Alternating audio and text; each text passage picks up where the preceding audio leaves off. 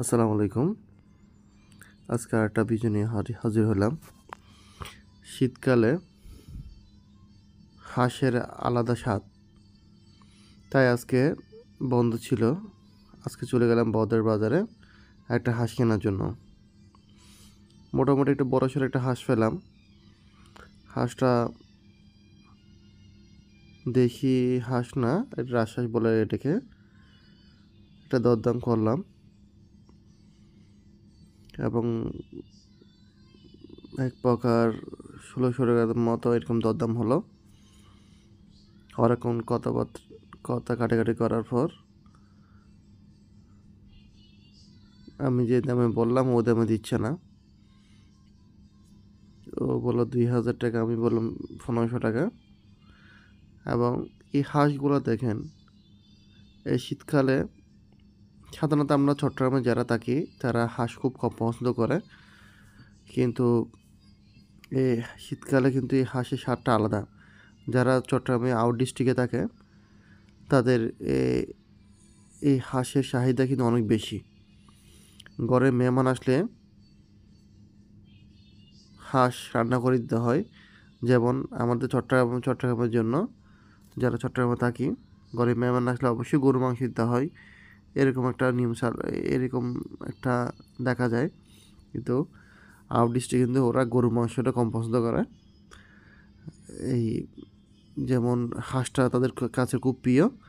ঢাকা বলেন, বরিশাল বলেন, এবং আরও বিভিন্ন ডিস্ট্রিক্টের মানুষ খুবই হাঁসটা পছন্দ করেন।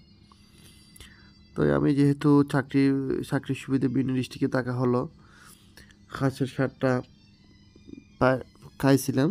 চট্টগ্রাম বাড়ি যখন ছিলাম তখন দেখলাম যে আসলে হাঁস মজা। হাঁসে বিশেষ করে শীতকালে এই হাঁসের টেস্টটা বেড়ে যায়। এবং দেখেন অনেকক্ষণ কথাবার্তার পর এই হাঁসের এই সিজনে অবশ্যই হাঁসের দামটা তারা প্রায় বাড়িয়ে দেয়। অন্যান্য সিজনের তুলনায় ৫০০ টাকা করে হাঁসের দাম বাড়িয়ে ফেলে। হাঁস বেশি পুরো বাজার বিলে বেশি ১০-১২টা হাঁস আসে, বেশি নেই। তারপরে এই হাঁসের দামগুলো ধরে রাখছে। হ্যাঁ, হাঁস নিলাম, নেওয়ার পর বাসায় চলে আসলাম। ওখান থেকে চুলাই বাসায় আসার পর দেখি যে হাঁসের মধ্যে অনেকগুলো সুম রয়ে গেছে। এবং এগুলো কি করা যায়, এগুলোর সাথে অবশ্যই এই আগুনে পুড়িয়ে এই সোমগুলো তুলতে হবে। বাজার থেকে ওয়াশ করার পর পুরো সোমটা তোলা পসিবল হয় না। এগুলো আগুনে থেকে পুরো সোমটা তুলতে হবে। মোটামুটি ভালো। এবার দেখেন হাঁসের কালারটা দেখেন, ভালো একটা কালার চলে আসলো। রান্না করার পর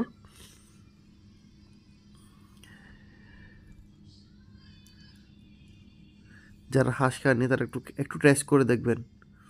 আসলে হাঁস মজা, বিশেষ করে এই শীতকালের।